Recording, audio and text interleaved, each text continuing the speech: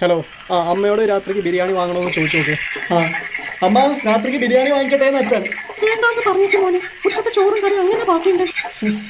ആ അച്ഛൻ വാങ്ങിച്ചോളാം. പിന്നെ ലെഗ് പീസ് ചോദിച്ചു വാങ്ങിക്കാൻ പറഞ്ഞേ.